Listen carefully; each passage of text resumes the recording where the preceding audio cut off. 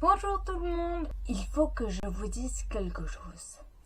J'étais en total manque d'inspiration pour la vidéo de la semaine. À vrai dire, je me suis même demandé si j'allais vous faire une vidéo cette semaine. Et puis finalement, j'ai pensé aux jeux vidéo que m'a montré mon copain. Je vais donc vous faire une courte vidéo concernant 3 jeux assez récents puisque je considère que les jeux vidéo font aussi partie de la pop culture. Allez, c'est parti!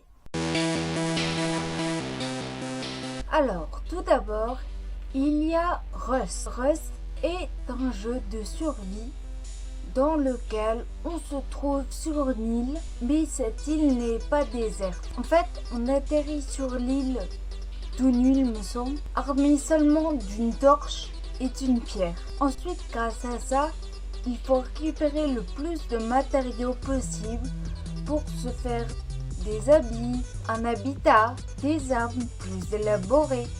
Et il est possible de voler le matériel des autres joueurs qui auraient laissé leur matériel à l'abandon. Je ne sais pas si mon point de vue est vraiment correct, mais je ne trouve pas l'intérêt vraiment de ce jeu à part faire la guerre pour survivre.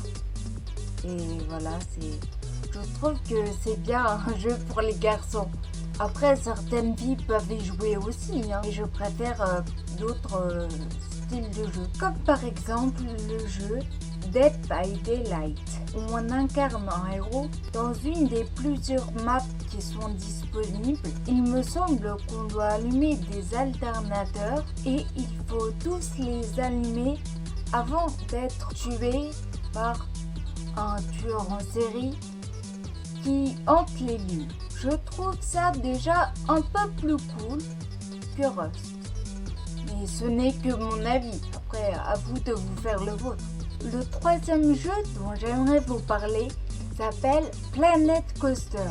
Celui-là aussi existe depuis un certain temps, mais c'est le mieux qu'on puisse trouver en matière de gestion de parc d'attractions.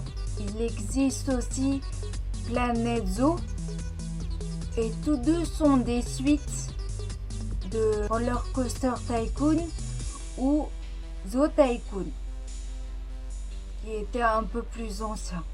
Mais je dois dire que même si les possibilités ne sont pas infinies, par exemple, j'ai bien essayé de recréer la map de Disneyland Paris, mais c'est très compliqué, il faut avoir plusieurs extensions de jeu et mon copain ne les avait pas. Et j'ai visité une map, le créateur n'a pas suivi exactement tous les décors qui sont à Disneyland Paris et ça lui a demandé quand même plusieurs mois, voire des années pour réaliser la map de Disneyland Paris. Je pense que je vais abandonner l'idée. Donc, Planet Coaster, en fait, il y a un bac à sable, c'est-à-dire une zone de construction libre où on peut construire parc que l'on souhaite, comme on le souhaite, avec aucune limite d'argent. Et il y a aussi un mode business, il me semble, où on doit réussir certaines missions qui ont été donnés dans des parcs d'attractions différents sur la planète entière. Et ces objectifs peuvent être par exemple construire 3 nouvelles attractions ou augmenter le nombre de visiteurs, augmenter l'argent obtenu en un mois, etc.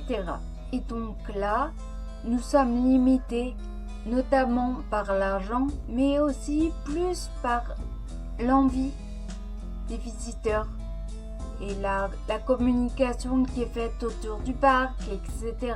Donc ce mode est très intéressant aussi.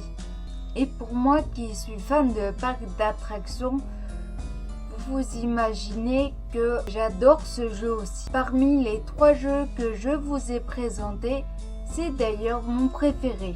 Allez, moi je vais terminer cette vidéo qui sera assez courte il me semble, car il n'y avait pas grand chose à dire et je ne suis pas assez experte dans le sujet des jeux vidéo pour pouvoir vous en parler correctement. Si vous avez des choses à rajouter, n'hésitez pas à les rajouter en commentaire. Si vous aussi vous êtes gamer ou que cette vidéo vous aura donné envie de vous intéresser à l'un de ces jeux, je vous conseille de vous abonner à sa chaîne Unif Game et à son compte Twitch par la même occasion. Les liens seront dispo en description. J'espère qu'elle vous aura plu, la vidéo. Je vous dis, n'oubliez pas de toujours croire en vos rêves et ciao tout le monde!